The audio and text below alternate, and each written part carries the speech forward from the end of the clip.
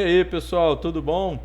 Eu sou o Limão, esse personagem virtual que vai conduzir para vocês as experiências no mundo Linux e no mundo de TI, tá? Então, tudo que a gente tiver de TI para fazer, a gente vai fazer aqui, sempre fazendo do zero.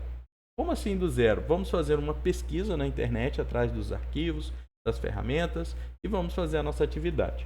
A atividade de hoje vai ser o servidor Samba como controlador de domínio através de pesquisa na internet. A gente vai utilizar a distribuição Ubuntu, porque ela é mais prática, eu tenho mais domínio dela, então a gente vai trabalhar com Ubuntu. Mas nada impede de usar outra distribuição que você tenha preferência. Vamos lá para os recursos que a gente vai usar nessa aula, que vai ser um pouco demorada, mas eu vou tentar ser breve. Primeiro a gente vai usar o VM Workstation Pro na sua versão pessoal, porque a gente está usando em casa para uso de aprendizado. Ela não vai estar sendo utilizada dentro de organizações e empresas, para uso no seu computador pessoal. Nova máquina virtual, uma máquina virtual típica. Não vou instalar ela nesse momento, que a gente está baixando a nossa imagem. Vou selecionar aqui uma versão Linux. Deixa eu ver se ele tem aqui. Vamos tentar localizar. Ele tem Ubuntu 64 bits, mas ele não tem Ubuntu Server, tá vendo? Procurando, nada de Ubuntu Server. Tem Red Hat, tem Debian, tem CentOS. Tem o Alma Linux, que é o novo Fedora. Fedora é uma versão livre do Red Hat que... Não, no caso o Alma Linux, perdão.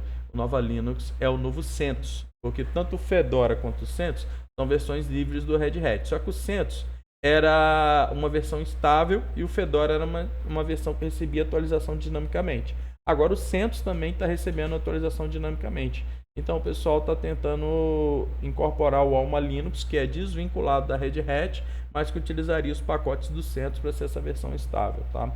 Mas isso não vem ao caso. A gente não vai utilizar nem o Alma Linux, nem o Red Hat, nem o Fedora. A gente vai utilizar o Ubuntu 64 bits. Aqui, ó, Ubuntu 64 bits, ok? A gente vai avançar. O nome da máquina vai ser Ubuntu Samba PDC. Por que PDC? Primary Domain Controller, ou controlador primário de domínio. É o nosso servidor Samba que vai gerenciar os usuários do nosso AD.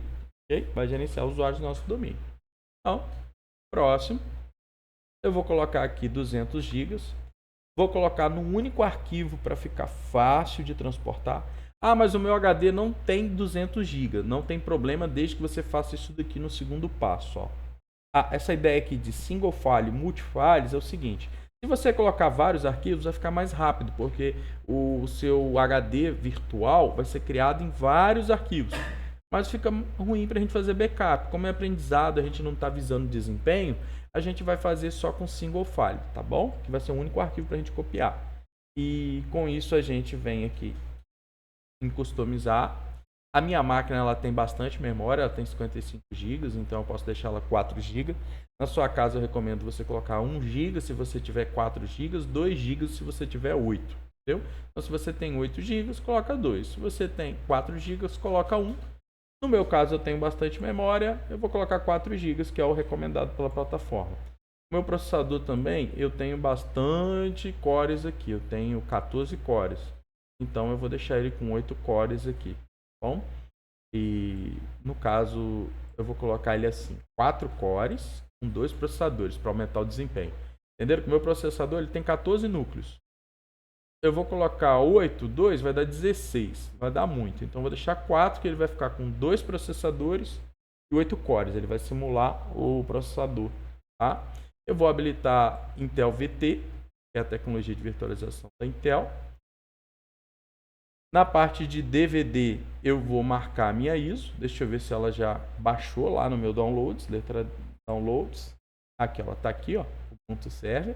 Já terminou de baixar enquanto a gente está gravando. Posso até conferir lá no arquivinho de download, ó.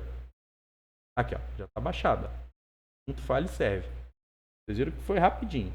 Agora a gente seleciona ela aqui, ó. A ISO está aqui, use file imagem. Se eu usar use physical drive, eu vou utilizar o meu drive DVD real. Aí no adaptador de rede, observe que ele está na rede NAT. Essa rede NAT é aquela que a gente personalizou, então ele vai obter internet através da minha máquina real. Se eu colocar na rede Bridge, ele vai obter internet na minha rede Wi-Fi local. Nesse caso, ele vai se comunicar diretamente com o meu computador, tá bom? Então, eu posso colocar tanto NAT como Bridge. Eu mostrei a NAT como forma de quem quiser personalizar ou tiver dentro de uma rede que tem limitações, para você não ter dificuldade. Aqui eu não vou ter problema, eu vou colocar em modo Bridge, vou mandar ele replicar o estado da conexão da minha placa de rede, de forma que a minha máquina real vai poder se comunicar com a minha máquina virtual. A porta USB, essa máquina tem 3.1 que eu estou utilizando, então vou colocar aqui e vou falar para ele puxar as conexões que eu plugar, às vezes um pendrive lá para dentro. Como é um servidor de samba, eu não preciso de som, então eu posso desconectar esse dispositivo, tá? Aceleração 3D eu não preciso utilizar recursos de 3D, apesar de eu ter uma placa de aceleração 3D, então vou desativar. Não vou deixar minha máquina virtual ficar utilizando esses recursos, tá bom? Então, está configurada a minha máquina virtual, vou fechar ela aqui, vou finalizar. Um detalhe para checar aqui, pessoal, no HD. Se você vir aqui em VMwares, a gente tem aqui a parte de configurações dela. O HD, né? E aqui no HD, a gente tem como vir na parte avançada dele. Vou localizar o HD. Opa, eu acabei entrando na parte avançada da conexão da máquina virtual.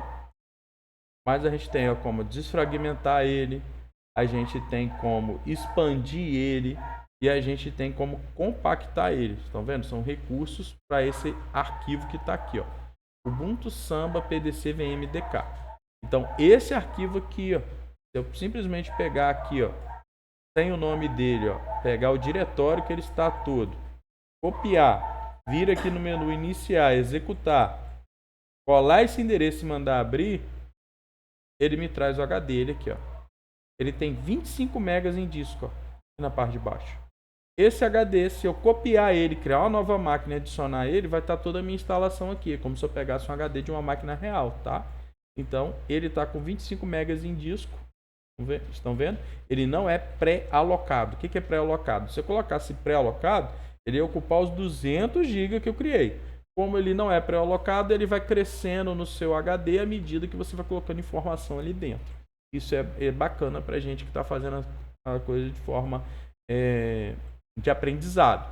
Agora, se a gente estivesse trabalhando com um servidor profissional, que a gente queria garantir essa integridade de dados, poderia ser necessário a gente botar esses 200 GB já pré-alocado para não correr o risco da máquina travar por falta de espaço, que a gente criou mais disco do que a máquina suporta, entendeu? Então, poderia ser, às vezes, um detalhe para auxiliar no seu gerenciamento e evitar alguma falha humana.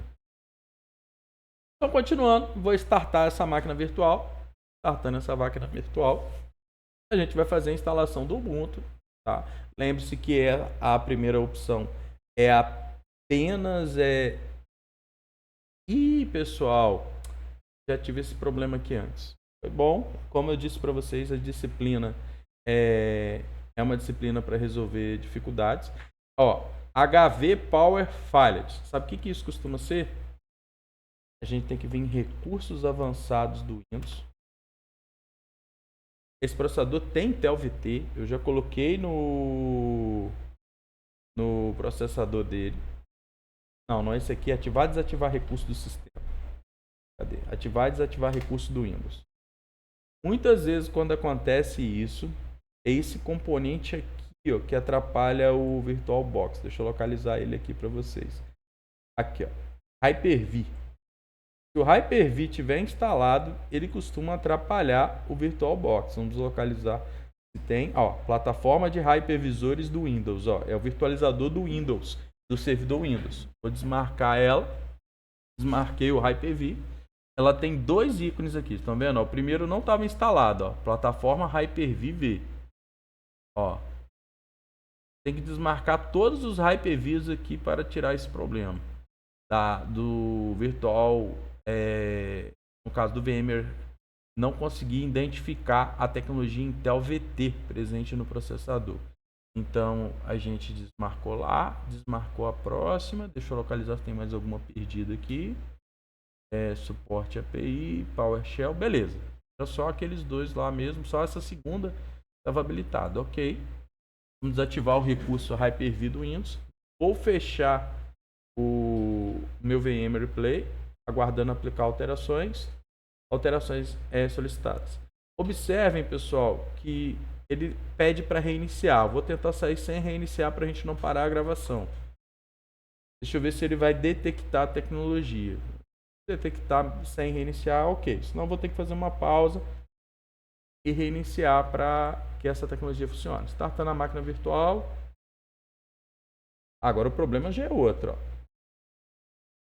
Agora a gente já está rodando segurança. Questão de segurança e performance. Aí continua ainda com o problema da Intel VT. Vou ter que reiniciar o Windows, tá? Eu vou dar uma pausa na gravação e depois eu continuo